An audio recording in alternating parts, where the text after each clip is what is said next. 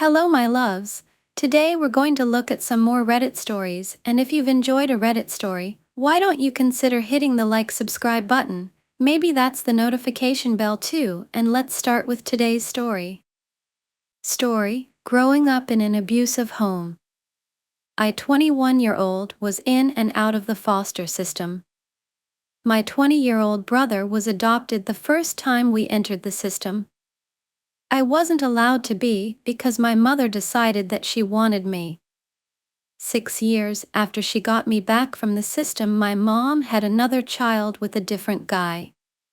At this point, I was 6 turning 7 a month before my youngest brother was born. My mom sent me to stay with my brother's grandparents every weekend and any time I didn't have school. My brother's grandfather started to molest me at the age of 7. After each time he did it, he would give me money or take me to the mall and let me get whatever I wanted. He would show me porn movies and tell me that's what he was going to do with me. Once I told him to stop and he pulled out a shotgun from under his bed and told me, "If you tell anyone, I will kill your brother and mom in front of you." The day I turned 9 was the first time he raped me. After, he took me to the mall.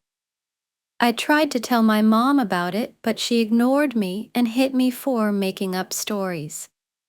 When I was 11, a family friend, police officer, asked me if I was okay and if there anything happening with my brother's grandfather, and I said no.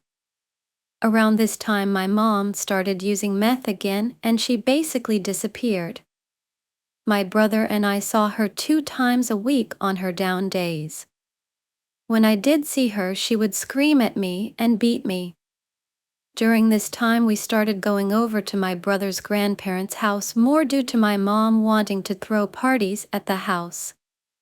5 months after my 13th birthday, I tried to kill myself.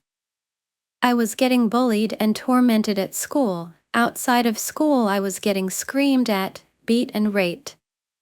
I couldn't handle it anymore. My mom's boyfriend at the time found me on the bathroom floor oating and called 911. When I was 14, I decided I didn't want to go over there anymore.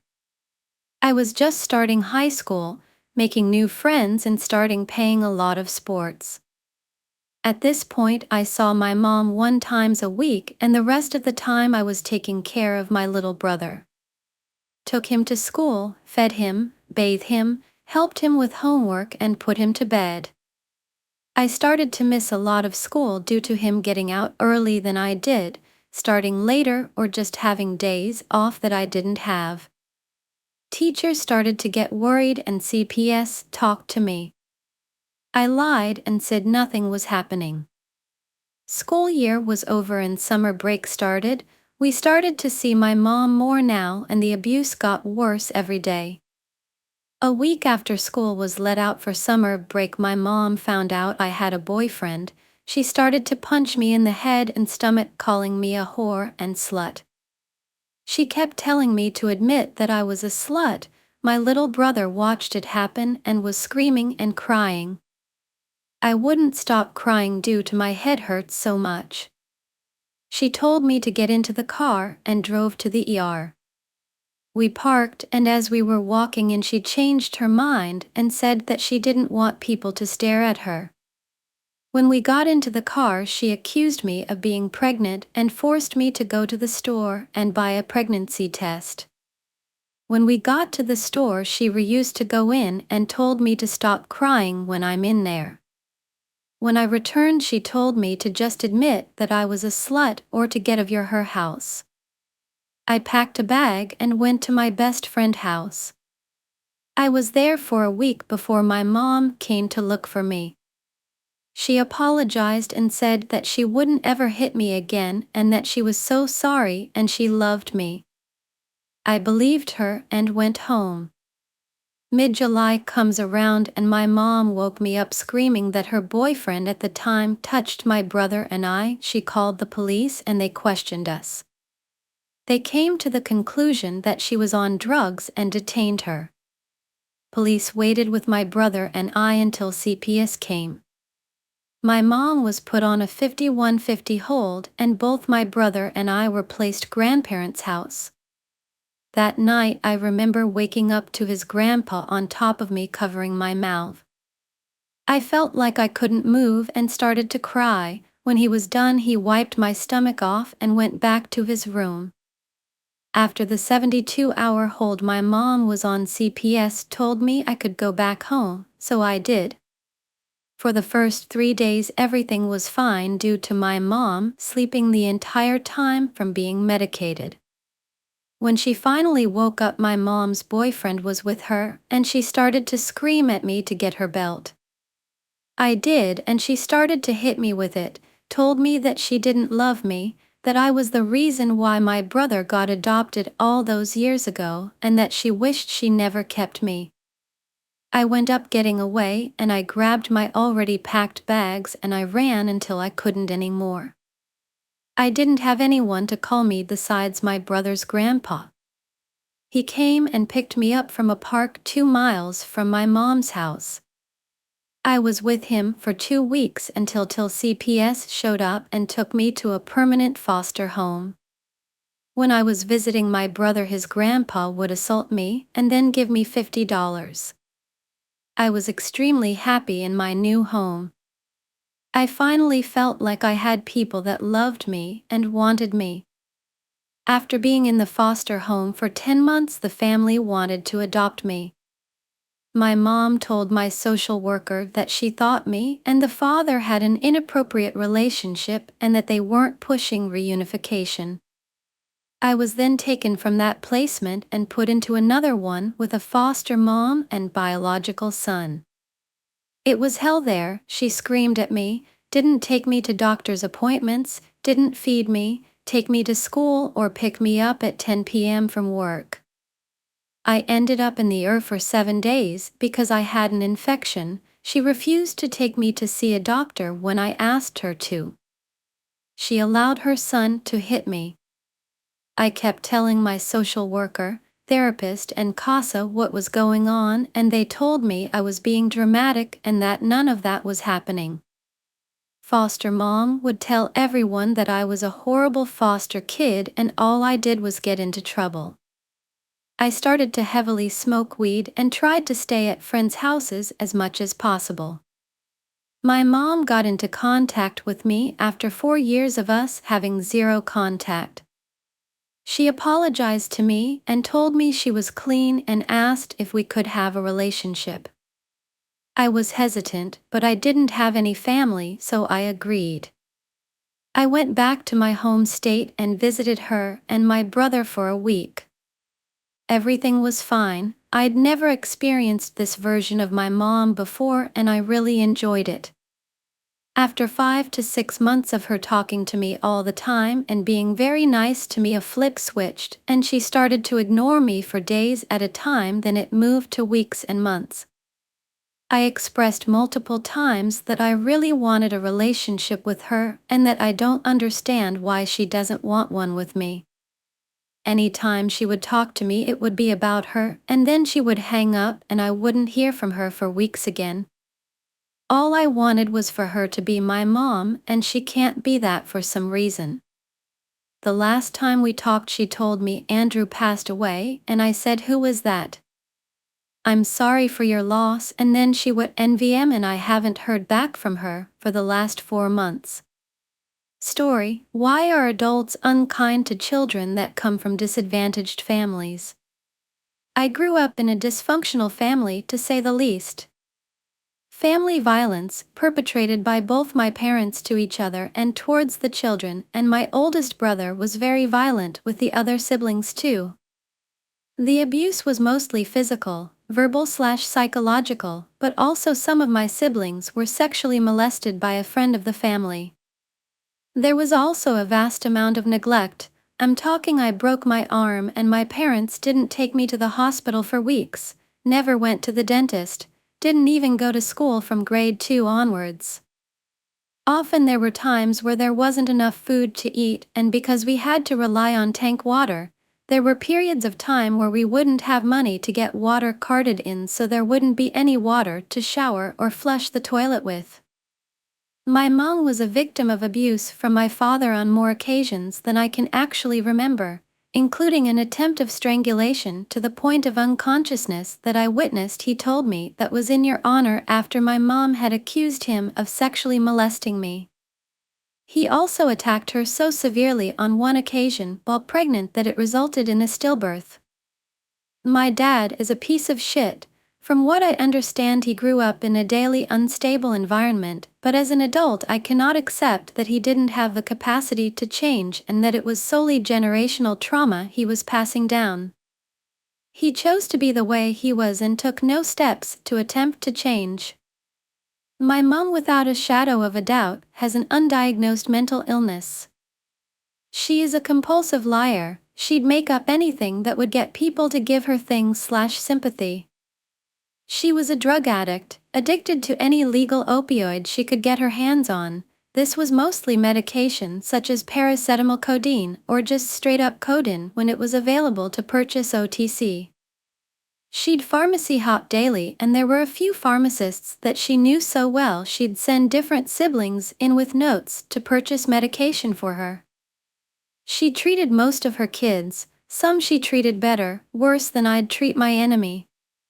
She called me little bitch from the age of 3, possibly younger, but obviously I can't remember.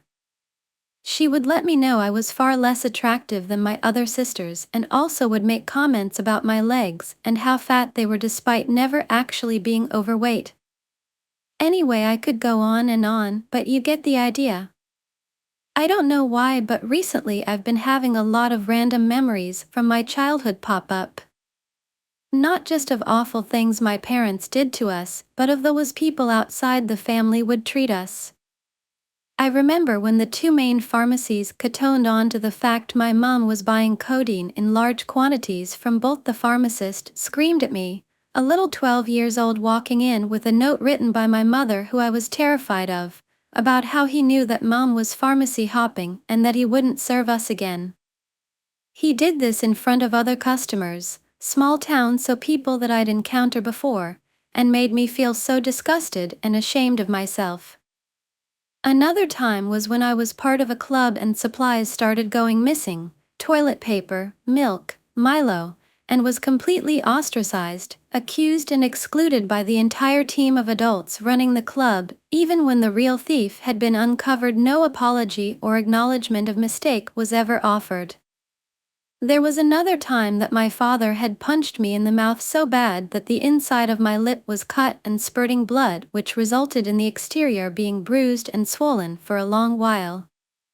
Shop attendants in the town were very rude to me during the time while my lip was stuffed up. These are just a few examples of many. I would like to add that I don't believe I was an awful child. I never swore and, in my opinion, wasn't rude, always used manners, and was so painful shy to the point of finding it difficult to look people in the eyes because I truly believed I was scum. What I would like to know is why adults outside the family were also rude/unkind to me as a child. It's just now as an adult I've realized how fucked it is that random adults would treat a child that was obviously having an absolute horrendous time at home so badly. Story: growing up in an abusive home. That diary exists. I just needed to get it off my chest. Thanks for reading my mile-long story. I don't need any more drama. Going to sleep that night was difficult, but I didn't want to take sleeping pills because I didn't want to see that diary. I don't think, oh, I'm going to throw up when I see it. I just need time to process whatever the hell I just read. Whenever I asked my parents why they divorced, my dad always said they just had a lot of disagreements, and my mom said there were many reasons. You'll understand more when you grow up. That was my childhood, being lied to that I would hear the whole story. Part of me was glad I saw it because I knew otherwise I would never have known. Part of me wanted to forget that I even knew that diary existed. I just need to get that off my chest. Thanks for reading my mile-long story, LOL. I don't need any more drama. Going to sleep that night was difficult, but I didn't want to take melatonin because I didn't want to see that diary.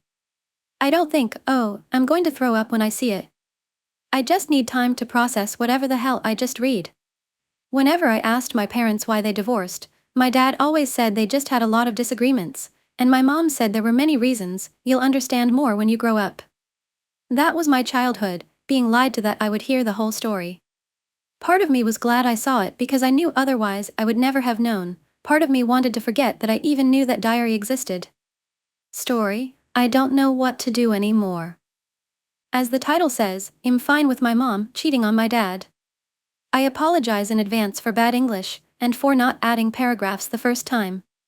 I never support cheating, but in this case it's different. A few people know about this, and I need to talk with someone so badly about this situation. I've tried Discord and other social medias, but I never had the courage to talk about my family issues. My family is from South Italy and my mom and dad married in 2006. My mom says that ever since he got a job he's been acting differently. He's been really violent, aggressive, and anxious with excessive haste in doing things. She never felt calm being around him, she says. My mom during fights always tells him he's bipolar because one moment he's chill and one moment he would start flipping off over the stupidest things. When I was a kid he always used to kick, punch and break my toys when he was angry. He broke an expensive dollhouse I had that costed him a lot of work. Destroying random things he sees in front of him when he's mad is a bad habit he has. He doesn't physically harm me anymore, but when me and my sister were younger he always used to hit us and throw things at us when he was mad, leaving a lot of bruises. One day he beat my sister so bad she started vomiting all over the floor. He doesn't beat me anymore because I learned to not start fights with him. The only one he still physically harms is my mother. They fight almost every day. One of the main reason is money. We have huge economic problems. One day he almost broke her neck, and I remember seeing her on the bed unable to move for several days. My mom after many years decided that she was tired of her life and met another man that lived in Milan, North Italy, and now we're planning to go live near Milan after I finish high school here in South Italy. I hate cheating, but my mom always told my dad that she wanted to divorce him and that she wanted to get loved by another man, but my dad always got aggressive and violent over that topic. She's scared that if she finds out about her secret relationship he will do things that I can't imagine happening. I know cheating is bad, but my mom deserves to be happy too, and a man that treats her right. My mom is a kind person, and doesn't have the courage to report my dad to the police cause she claims that it would ruin his life. The thing is, even if my dad isn't the most peaceful person, his anger issues isn't the only thing about him. I know he loves me and my sister, he always roots for us, he's the one that introduced me to the world of cinema, which is now my favorite passion. We listen to music together and go to concerts together. The last concert we attended was the Eek a Mouse one. I know he's not really a bad person, he just has some issues he didn't treat when he was younger. I know that with the right treatment he can be the dad I always saw in him. He makes sure to never miss my sister's volleyball matches, and always gives her prizes after. He takes us to wonderful places, especially in summer. Most of the times he's here we laugh together, talk together, watch videos together. Sometimes he apologizes to my mom after fighting, and one time he brought her a big bouquet of flowers. As I said I know that deep down he is a good person. But at the same time, I can't forgive him for what he did to me, my sister and especially my mom. Avatar 3 will be released in December of next year, and it will be the first Avatar movie I will most likely see without my father. I cry every time I imagine him coming back from work and eating alone, without us. I love my father, but I can't forgive him. What do I do? Please help me if you read this. Story, my uncle physically hurt me and my mom. Okay, as I said in the title, my uncle is 34 years old, almost 1.7 meters tall. I'm 14 years old, I'm a child, don't leave me alone, and my mother is 36 years old. So basically, what happened was it was just the three of us at home. My mom and I were visiting family. There was us, my grandma, and my uncle. But my other uncle and his girlfriend were flying in, and we hadn't seen him in months. So I made posters, and we hung them around the house for when he got there. My grandmother was at the airport to pick them up. We were all supposed to wear a shirt with something written on it, I don't remember what. But my shirt was too small and uncomfortable for me because I usually wear baggy clothes. My uncle said it was silly and that I could wear it for 5 minutes, but I didn't want to because it made me really uncomfortable. Finally, I walked up the stairs to calm down. According to my mother, I can't remember clearly. I kept talking, which made my uncle really mad. I heard him shouting at me, telling me to go back there. I heard my mother scream. I don't know if it was a word or what. I was really worried about her because my uncle has a history of violence. I ran down the stairs and yelled at my uncle. I don't remember much from it, it's all a blur, so this is based on what my mother told me. Okay, my mom and uncle were sitting on the couch. I started running down the stairs. My uncle stood up and started running toward me. My mom tried to stop him to protect me, but he pushed my mom into the wall and floor, injuring her. He ran towards me, I waved my hand, and he pushed me against the wall. The only thing I remember next was me in the corner, my uncle holding my hair in one hand, my mother between us, and me getting punched in the jaw. Both me and my mother fell to the floor, and my uncle just stood there and took my glasses again. My mother and I went out. My mother sat down, her head hurt, and she was very dizzy. I chased the dogs so they wouldn't run away. My uncle ran out to catch the dogs, but I told him to come inside. We argued, and the dogs ran back into the house. At that time, my mother took my phone and called my grandmother. We sat out there for a while. My uncle came out and asked my mother a few questions. She knew my birthday and hers, but she didn't know it was 2023. He took my mother into the house and got her an ice pack. She sat on the chair crying. I sat next to her on the chair and had a panic attack. After what seemed like an eternity, my grandmother, other uncle, and his girlfriend arrived. But my grandmother was more worried about my uncle's dog's reaction than her daughter's health. The uncle just came to ask if my mother was okay. She said she was fine, and he went out with his dog. Everyone acted completely normal with the uncle who beat me. My grandmother stared at me ever since she got there as if she hated me. When my mother felt better and was no longer dizzy, we packed our things and left. When we got home, my mother fell asleep and slept for 12 hours. I couldn't sleep, what happened kept replaying in my head for hours. I finally fell asleep because I had only slept 2 hours the night before. I was showing attitude and being brash, but that doesn't justify a grown man attacking me and my mother over a shirt. My mother and I blocked my uncle immediately, and he will never be in our lives again. My mom wanted to keep in touch with my grandmother for a bit, but when I woke up, my mom told me she was blocked. She texted her, saying that she and my uncle ruined everything, and she posted about it on Facebook. We will apply for a restraining order against my uncle. My mom had a mild concussion, and my jaw hurt really badly. My head hurts quite badly, and my neck and back ache. We will get a restraining order against my uncle, and my father will file a police report. I'm so terrified now. I'm afraid to leave the house. My friends are doing everything they can to help me, but there's not much they can do. If you read all this, thank you. We are handling it as best we can. If my jaw doesn't get better in the next few days, I will go to the hospital to get it checked. I don't think it's broken. I think the bone is just bruised, but I still want to get it checked. Story: I'm fine with my mom cheating on my dad, and even encouraged her to live with his new man. It's been 5 months since I set my foot on the US, and every day is a living hell to me. I have never really wanted to settle and study here, but now it is like I was forced to live like this for possibly years before becoming on my own. It's not America per se that is the problem, but the circumstance under which I got here. TLDR at the end of this TED Talk.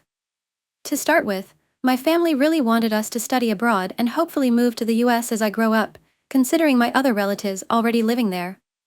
TBH, I had no interest in going to the US to seek opportunity, and I surmised life would be depressing to me, at least. So I continued minding my own business in high school, making friends, getting grades, dating. In 10th grade, the concern of studying abroad rose to me, but I was too skeptical to think about it. I even thought my family intended to have me complete high school before moving, so I shook it off. Then in 11th grade, my parents paid for me to study SAT. Now I knew the matter was drawing closer to me day by day, so I started researching my own future plan before my parents take over. Little did I know, my parents sealed a deal with the Language Center to assist me with studying abroad. I tried to convince the center otherwise, but they already settled with my parents that the path to studying in the US was inevitable. I then tried to persuade my parents, but they ignored my request and they blamed on me for depending on others on your future career. I was speechless because my plan was screwed and I had to come to terms with the so-called American dream. At least they would give me a chance to graduate high school in Vietnam, right? Spoiler alert, well shit. So flash forward to summer 2023, as I finished 11th grade. I learned of a month-long vacation to the US. My parents told the purpose of the trip was to visit universities I and my sis will study in the future. Once again, I hoped this was just another post-COVID vacation and I could return home to continue 12th grade. Before leaving Vienna, I saw my GF for the last time and headed off. And here we are, the United States. We met the long-time no-see relative families and finally got into an empty flat. Why couldn't we stay in a hotel or something, but this very deserted flat in a strangely odd community? Yeah, it was at this moment that I knew my parents deceived me. I would be staying here for a while, studying right in the US, and having a new life. All my hope was gone. My heart shattered, but nobody seemed to bat an eye. My final high school year in Vietnam was gone, my loved ones were far away, and I couldn't even have a way back. I mean, my family had a well-planned trip around the US and go home, but it was just an excuse to go past immigration. When I confronted them, my parents said they needed to have a more relaxing life in the US, my sis was about to enter college soon, and I was forced to accept that life was better here. I hid my cries and felt blank, and next I had to confront my GF. People usually chastised early love, but I ignored what they said and let us glide over distance love. The following days, we went to the newcomer center, and boom, I was now a student of a local high school. All my effort in Vietnam turned to waste and what worse, I was sorted to junior class aka 11th grade here. In other words, the road to independence was extended by a year unless I was an exorbitant child prodigy, but I was not. 5 months had passed, and I didn't make much true friends here. My contact in Vietnam was now only my GF, and we had frequent arguments, but in the end we deeply missed each other. I suffered from day-to-day depression, because I felt lonely.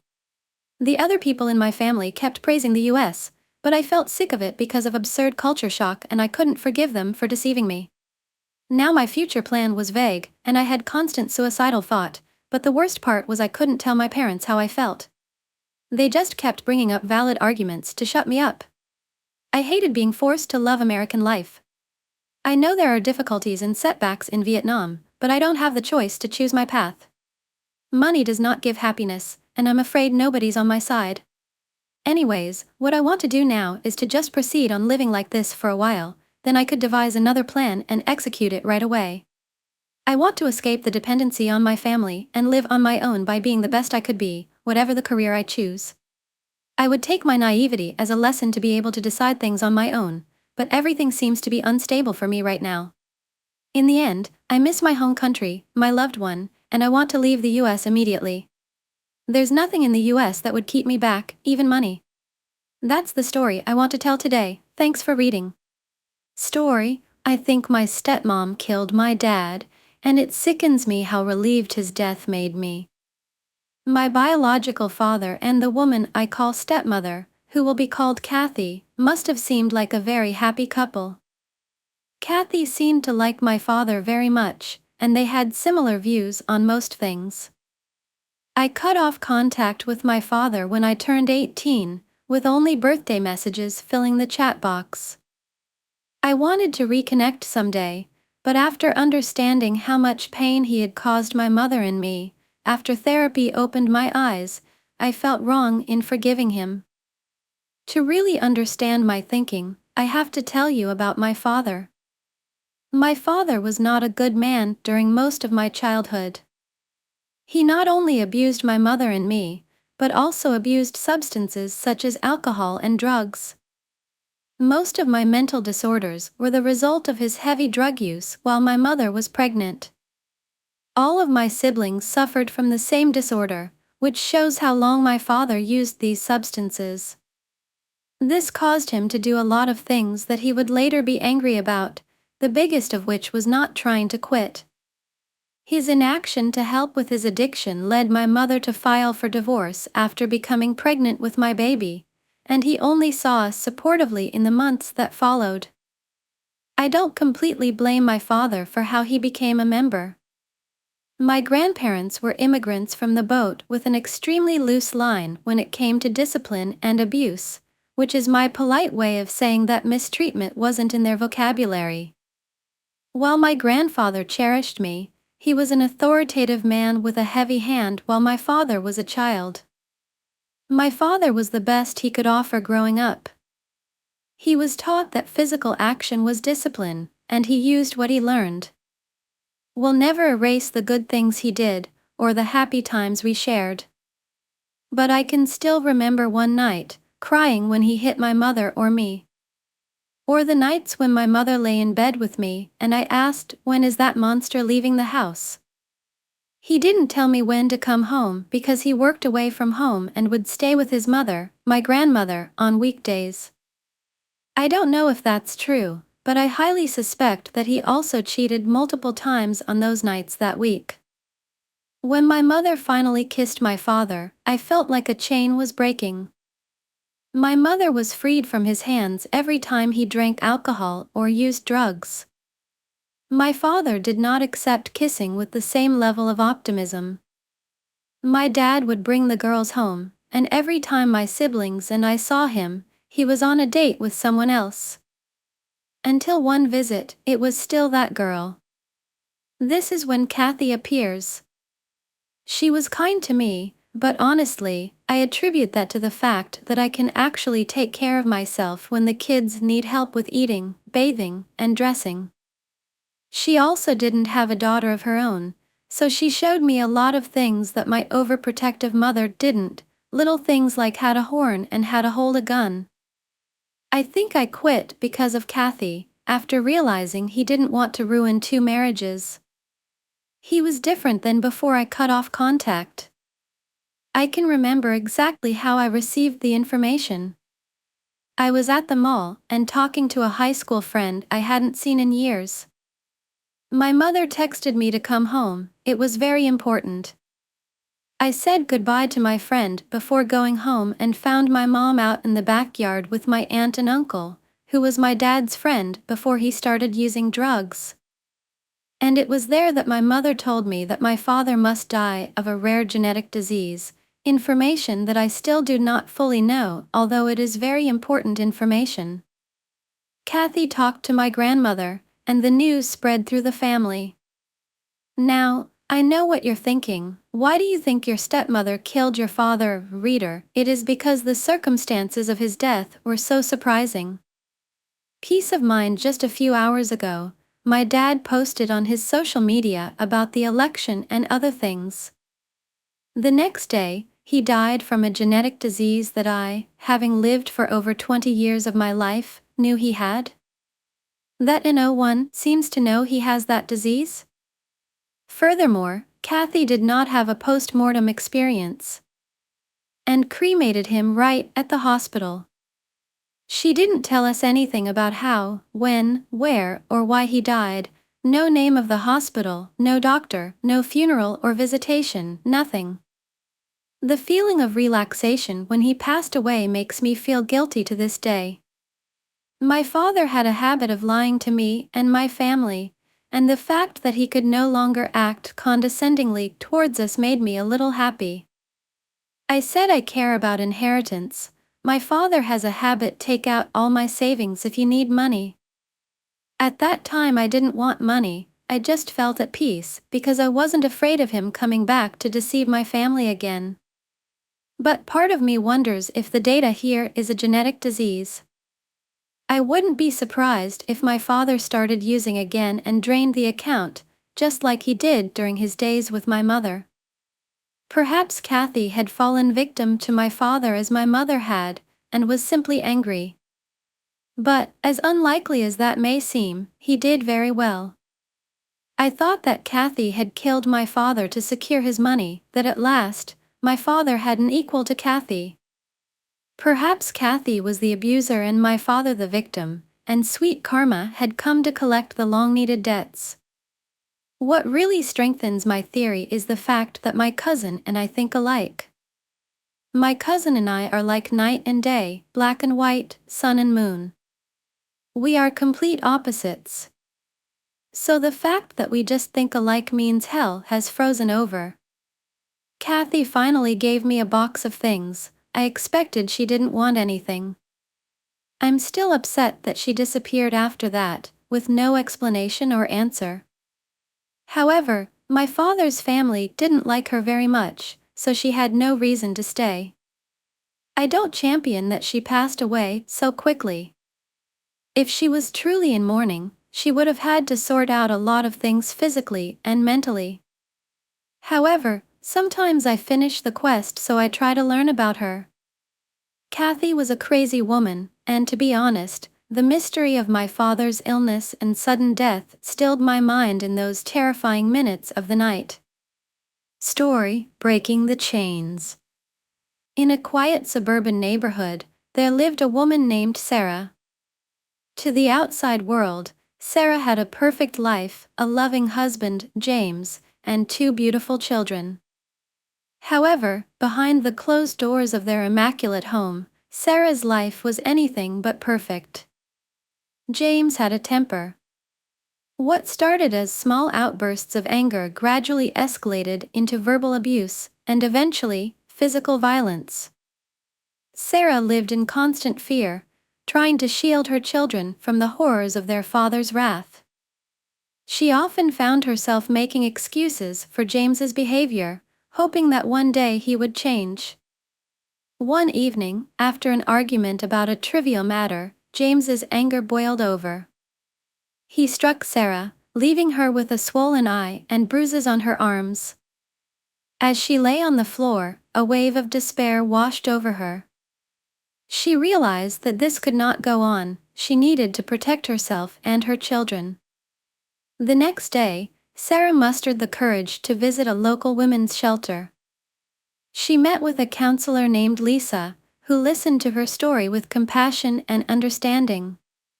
Lisa explained the cycle of abuse and assured Sarah that she was not alone. With Lisa's help, Sarah devised a plan to leave James safely. That night, after James had fallen asleep, Sarah quietly packed a few belongings and woke her children. They tiptoed out of the house and drove to the shelter, where they were welcomed with open arms. For the first time in years, Sarah felt a glimmer of hope.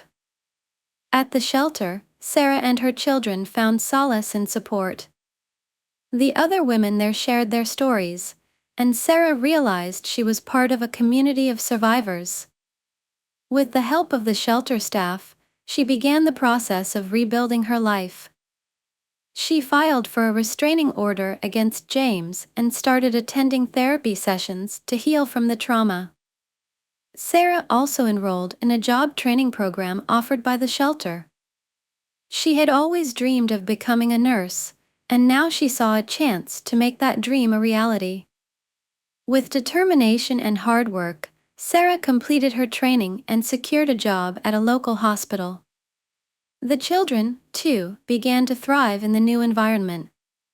Free from the constant fear and tension, they excelled in school and made new friends. Sarah saw the light return to their eyes and knew she had made the right decision. Months turned into years, and Sarah's life transformed completely. She and her children moved into their own apartment, a place filled with love and laughter. Sarah continued her education, eventually becoming a registered nurse. She found fulfillment in helping others, using her experiences to connect with patients who had endured similar struggles. James, meanwhile, faced the consequences of his actions. The restraining order kept him away from Sarah and the children, and he was required to attend anger management classes. Over time, he began to understand the gravity of his behavior, but it was too late to undo the damage he had caused. Sarah's journey was not easy. She faced many challenges and moments of doubt, but she never gave up. With each step forward, she grew stronger and more resilient. She became an advocate for domestic violence survivors, sharing her story to inspire others to break free from the chains of abuse. In the end, Sarah's courage and determination not only saved her life, but also set an example for her children and countless others. Her story became a beacon of hope, a testament to the strength of the human spirit and the possibility of a brighter future, free from fear and violence. Story: A Brother's Silent Cry. In a small town nestled between rolling hills, there lived two brothers, Adam and Jake. Adam, the older of the two, was 14, while Jake was 10. They lived with their mother, Laura, and their stepfather, Paul, in a modest house at the end of a quiet street. To the outside world, they seemed like a typical family, but behind closed doors, a dark secret loomed. Paul, who had once seemed charming and kind, showed a different side after marrying Laura. His anger was unpredictable, and his temper often flared without warning. Unfortunately, Jake bore the brunt of Paul's rage. Adam often watched helplessly as Paul berated and sometimes hit Jake for the smallest infractions: spilled milk, a toy left out, or a simple mistake on homework. Jake, a quiet and gentle boy, would try to shrink into the background, but nothing seemed to protect him from Paul's wrath. One evening, while Adam was doing his homework, he heard a loud crash followed by Jake's cries. His heart pounded as he ran to the living room. There, he saw Paul standing over Jake, who was curled up on the floor, trying to shield himself. Without thinking, Adam stepped between them, facing his stepfather with a defiance he didn't know he possessed. "Leave him alone," Adam shouted, his voice trembling with both fear and anger. Paul glared at Adam, his eyes filled with fury. "You think you can tell me what to do, boy? Stay out of this." But Adam didn't move. He stood his ground, trying to protect his brother. Paul raised his hand, but just then, Laura entered the room. She saw the scene and rushed to Adam's side, placing herself between her sons and Paul. "That's enough, Paul," Laura yelled, her voice steady and resolute. "You need to leave. Now." Paul's face contorted with rage, but he didn't argue. He stormed out of the house, slamming the door behind him. The room fell silent except for Jake's sobs. Laura knelt beside him, holding him close and whispering words of comfort. Over the next few days, Laura took action. She filed a restraining order against Paul and sought help from a local domestic violence support group. She realized that she had to protect her children and herself from the man she once thought she knew. Laura and the boys moved into a shelter temporarily, where they received counseling and support. Adam was grateful for the change but still worried about Jake, who had become even quieter and more withdrawn. One day, a counselor named Mrs. Thompson sat with Adam and Jake for a session. She encouraged Jake to express his feelings, but he remained silent. Adam, feeling his brother's pain, gently held his hand. "It's okay, Jake," Adam said softly.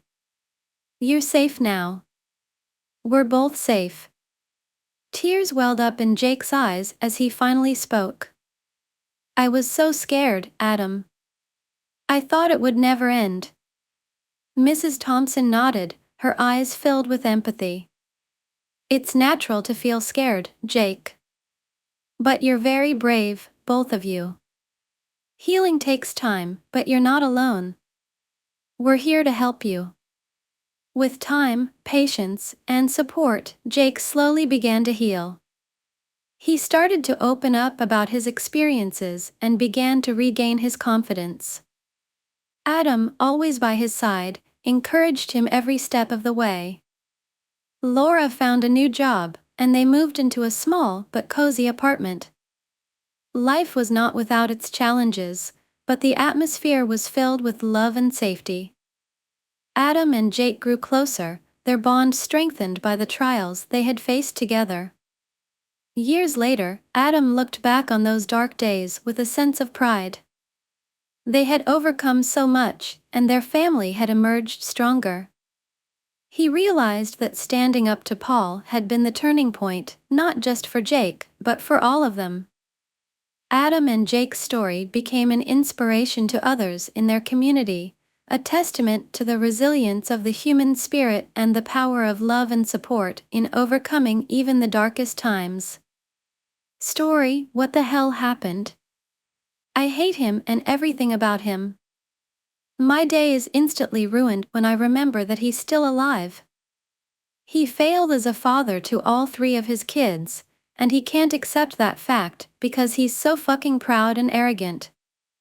So, he takes out his anger on us and hits us like it's going to fix a damn thing.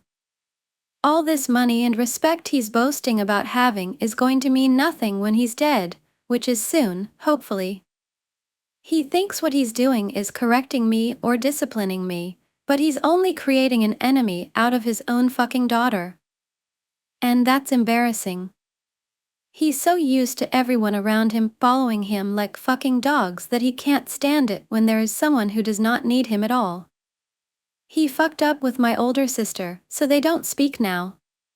He's fucking up with my older brother and doesn't allow my brother to pick my side because he's so fucking insecure about someone being sick of his shit. But my brother will eventually get older, he will no longer need to follow his commands, and he will get married, have kids, and will cut contact. Guess who's gonna be left to turn to? That's right. Me. It's all tracing back to me. But he thinks I'm just a stupid child who has no idea what the fuck I'm doing and will eventually crawl back. I've crawled back long enough. I've tolerated his bullshit for so long, but this is the fucking last straw. I will grow up to be better than him, I will study harder, top classes, get an elite job, all in the name of shaming him. I will embarrass him so badly. His own daughter growing up to be a better person than he ever was and ever will be. He simply cannot stand the fact that the world does not revolve around him and that nobody is going to live to his point of view.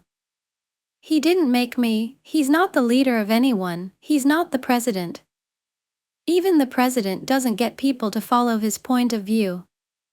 Laws exist, but so do criminals. My point is, he's not important. Whether he likes it or not, he's just another hunk and waste of skin and bones, a useless piece of God's energy and time. I will sculpt the best life possible, just to make him eat his disgusting words. I'm planning to cut him off once I head off to college in a different country. I won't even tell him I'm going. I will make sure nobody tells him I'm going. I don't want him at any of my graduations, birthdays, wedding. Fuck, I don't even want him at my funeral if I were to die before him. I'm using my whole life as a vengeance plan, to fucking destroy him. Karma is real, and it is coming in the form of his own daughter. Story: The Secrets of Royal Children's Haven. Hi everybody, I'm 30 years old now, my income is about 3x/month. Currently, I am increasingly stuck in my relationship with my biological mother. Is there anyone here in the same situation who can share? Ever since I graduated from school and started working, my mother always compared me with children A, B, C, X, Y, Z. One day I asked him why he didn't work in construction. One day he did IT, another day he did architecture, one day his brother and sister worked in MMO and just bought a house. The salary was very high. One day his friend who worked at VCB got money from the copper sewing fund. Serve up to 5 million, why don't you work in a bank? Every time I hear where A, B, C earns 15 to 20 million, they come back and show off. I'm bored, so I never share about my work and salary. The conversation between mother and daughter is always only a few sentences, and always revolves around salary and income. I have never seen her ask how the job was, if she liked the job, if there were any difficulties, or any words of support. In 2018, my best friend came to wish me a happy new year, and she also asked her friend to advise me on changing careers. After a while, I went to Hanoi to work. During pandemic 2020, the company allowed WFH for about 2 weeks. I went home for a while. During these 2 weeks everything was okay. On the last day I planned to withdraw money and give it to her as food and living expenses for those 2 weeks before going to Hanoi. But things didn't go as planned. As soon as I finished lunch and went up to the room to rest, my grandmother rushed into the room and scolded me, saying that I was too old to think. How many days had I lived without being able to give any money, and that I had no responsibility towards the family? He even pulled out a notebook and said he had recorded all the money I had given her so far, then threw it in my face and told me to look at it. I'm bored and don't want to say anything again. Wait until you're done talking, withdraw money, give it, then book a car to go to Hanoi. 2. I've only been married for 2 years. Recently, I had a small child for a few months, so I couldn't go back to my paternal hometown, district in Bac Giang, to visit my uncle and aunt before Tet. After Tet, I came home to play until the 4th, then booked a car to go to my wife's hometown, also Bac Giang, but it's a city, not convenient to go through the countryside, before going to Hanoi. During Tet, cars are expensive and there are a lot of trips, so the couple booked a shared car. As soon as I got in the car and was about to leave, my grandmother knocked on the door and told me to go to my grandfather's hometown to celebrate the new year. At that time, I didn't have time to do anything else, and the road was inconvenient, so I told her to go to this car to drop off a fixed passenger. She couldn't go like that. Thinking everything was over, the other day she went to Hanoi to visit. After talking for a while, she told her family that they don't have money to go anywhere. I was so upset that after talking for a while, she said that even when I go back to my hometown, I don't have money to book a car. If I have money, I'll book the whole car and go wherever I want, and I'll turn wherever I turn. Everyone knows that the bus only runs on fixed routes. Even if you book the bus, it won't wait for you because in that time it can run 1 to 2 more trips. Not to mention the price on Tet holidays will be 1.5 equals x.2 on weekdays. I was so shocked that I couldn't stand it, so when I argued, I brought up the story that A, B, and C had just been working for a few years and bought a house. It's so boring that I don't even bother to say it again. Houses in Hanoi are about 3 million VND/unit. If you work for 5 years and are able to buy a house on your own, that's also an excellent form of society. I know that you'll go somewhere else and then come back and say it again, but it's okay. I'm bored and don't want to argue anymore because it won't get me anywhere. Before getting married, my wife worked very hard. Due to the nature of her job, she worked 6 days a week, working from 8 a.m. to 9 p.m. continuously for 3 years, so before getting married, she quit her job to refresh for a few months. Then when I went back to work, I was still pregnant, so work was not the same as before.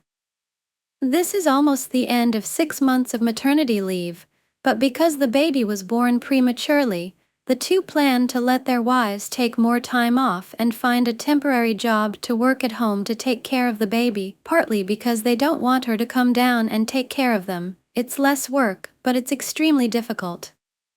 Headache. She knew that, so she constantly pressured her to go work for the company. In her eyes, her wife stayed home all day off and was a freeloader, refusing to go to work. To explain, the reason was that in the neighborhood, yes, in the neighborhood, There was a child A who had been on maternity leave for 2 months and left her child at home with her grandparents to look after her so she could go to work. I'm sure this case is only a minority, and for many reasons, not many mothers would feel secure in doing so. She also gave herself the example that in the past, she gave away her baby at 3 months, but today, there are no kindergartens that accept 3-month-old babies. She also talked to her wife in private many times, at the peak of which she told her that if she didn't go to work, you'd starve to death, while our family was fully able to pay for living expenses. Buying a house is determined by circumstances and will take a long time, but as long as you can't buy a house, it will probably be talked about for a long time. In fact, this National Assembly relationship is becoming more and more deadlocked day by day. I know that for many reasons, partly because of the characteristics of her previous job, partly because of her high expectations for her children, she is like that. But her constant comparison and blind pressure without a specific solution makes me more and more stressed and tired. Many times I want to give up, just stay in Hanoi and then go back to my hometown to play for Tet. But thinking back, I was the only child and my father passed away early, so I couldn't do that. Story: my wife's weird uncle. First off, he has never done anything outwardly harmful to either me or my wife. We also enjoy his company very much, both for and despite the following events. That being said, I've known him for a year and he does some of the weirdest shit I've experienced. I actually like him for all of his quirks. He's clearly smart and capable, but then again so was Ted Bundy, so I'm not the best judge of character. Here's a short list of my favorite moments witnessed by me or told to me by my wife. On holiday in a small camp by a lake, I wake up to him howling Native American chants and bird calls. On his own. By the water. To nobody. At 8 a.m. He's white. At dinner I asked another relative if frogs are farmed for their legs or wild caught. Carmichael, fake name, took this as an opportunity to speak at length about Vietnamese frog farms. Lasted a good 10 minutes of unbroken dialogue explaining that the frogs taste like shit because they feed them literal shit. The whole thing was bizarre and surprisingly not racist. He bought a new leaf blower. It's summer. I hear it at least 5 times a day. We aren't near any trees and his deck is at most 12 foot x 6 feet. I have no idea what he's blowing. None of us do. My wife was hanging out with her other uncle in his cabin. Carmichael lets himself in, walks past them without a word and goes into the bathroom. He's in there a couple of minutes and leaves without a word. They stop him and ask what he was doing and he said, "My pants were inside out." His cabin is 30 feet away. He also has a new jet ski. Nobody knows where he got it from. He also refuses to tell anyone where it came from and acts like we just asked him what his favorite flavor of dog shit is when we try to ask. Then he fucks off on it for ages without elaborating. I respect it. He found out that there is a ship horn on the dock. He let us know about it in the way you can imagine. It's a horn designed to signal freighters. It is the opposite of quiet. Quiet no longer exists. I miss quiet. At a potluck, me and my wife sat down with our plates so she could introduce us to more family. He sits down with us and asks to say grace. I play along because I'm not an arsehole, but once he says the prayer he just gets up and leaves. We are all very confused, but at least my burrito was cleansed of sin. At another dinner he asks me what my diet regime is like. I had lost some weight. He then proceeds to tell me that he's been following paleo really strictly as I watch him buttering a roll and eating it. I am yet to ascertain if he was fucking with me or not. Less funny and more just mental, he also lost his driving license for going on a bender and driving down the wrong side of the freeway. My theory is he has the jet ski because rivers don't have lanes. He caught a fish. I came to check it out in the fish prep hut. He yells at me to not come closer repeatedly as if I was in grave danger. I get closer and it's two little bass about 12 inches each. He then shows me how to fillet it and he's actually very good, although I'm nervous seeing him with a knife. He then chucks the guts into the river despite multiple signs saying not to because it attracts otters. I like otters. I'll give him more fish in the future. At the camp, a car pulls up. A woman gets out with her baby. Carmichael takes the baby into the lake and baptizes it and hands it back to the woman. The woman leaves. None of us know who she is and Carmichael isn't a minister. Also, the lake now has fish guts in it. He just now drove his car to the dock to go to his jet ski. His cabin is 20 meters away. He sped as fast as he could. It still would have been quicker to walk. Apparently you people wanted more. I asked around camp and gathered what I could. There is too much for one post according to them, which has me both intrigued and terrified. Carmichael is to be loved. Carmichael is to be feared. Carmichael is to be studied for science. I made a comment about my wife pissing like a horse. As mentioned in the comments of my last post, Carmichael works with horses, although nobody knows that for certain. He then tells us about the longest piss he's ever seen a horse take, but gets held up on the specific length of time. He takes out his phone and opens up a note where he has various times he has taken of his horses pissing. When I asked why he has that, he said it seemed important at the time. I don't know if he estimates the time before counting, or if he is watching intently for the moment they begin. I'm not sure which is worse. Carmichael comes down to a fire we having going carrying a big pot full of ice. He puts the pot on the fire. We ask why and he says I don't trust the drinking water here. The water he used came from the faucet. It's the same water.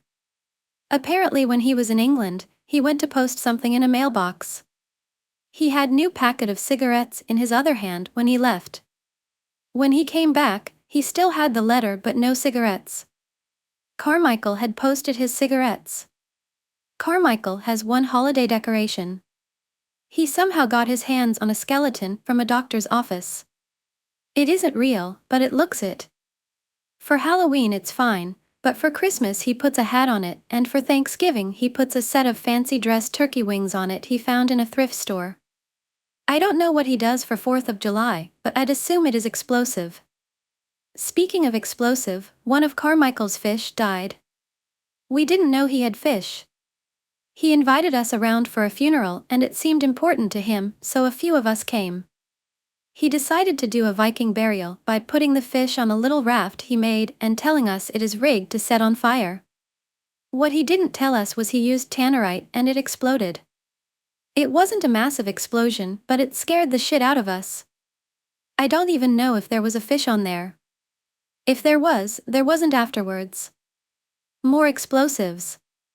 He somehow got his hands on some small fireworks that resemble dynamite, but not actually, thank Christ.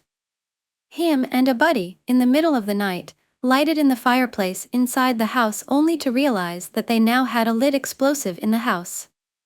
According to them, they went to the front door but decided they didn't want to wake up the neighbors, then ran to the upstairs bathroom and, out of the toilet, the sink and the bathtub they chose to throw it into the empty bathtub, blowing a giant bastard hole into it. At no point did they think to try to put it out. Nobody was hurt except the tub.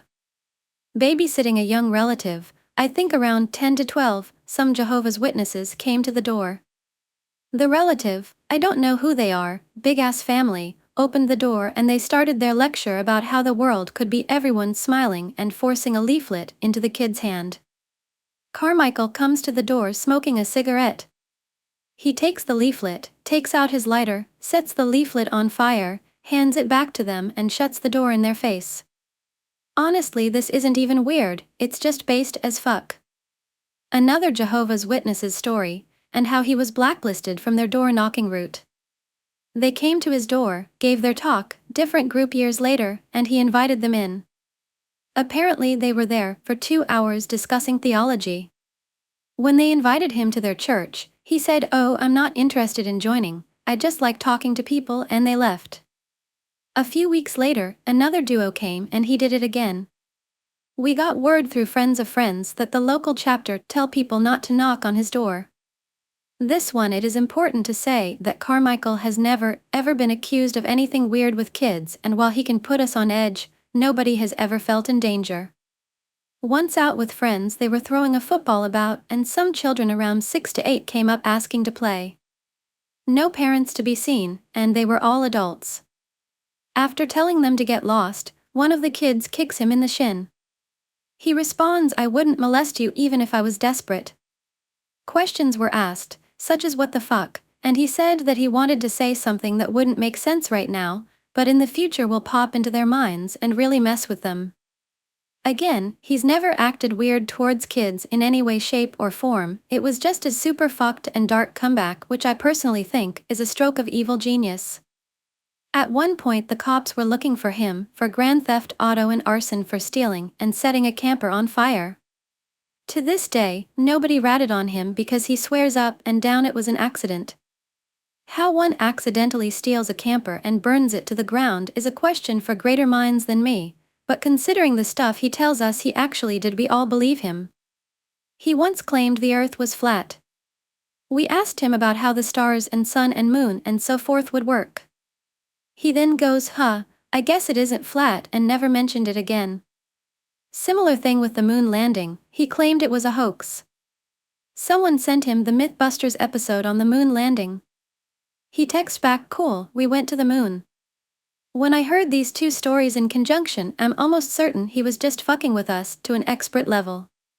A more wholesome one, he has some innate ability to get anyone talking about anything. One time he dropped by a relative's house while their new girlfriend was home. By all accounts, this new girlfriend was stuck up, into astrophysics, and didn't have time for anyone. After a brief hello, the relative goes to get them drinks, but when he comes back less than a minute later, Carmichael has sat down with her and has her talking earnestly about the concept of life after death and tangent realities through a scientific viewpoint. He owns what I call the chair of Theseus. Years back he made a chair, and over the years pretty much every part has broken and been replaced. Thing is, it's a really shitty chair and apparently holds zero significance to him. I've seen him burn broken furniture for less. I straight up don't get it, because this has apparently been going on for close to a decade, which is a long-ass time for a troll that rarely comes up. Bye, and see you again in the next videos and stories.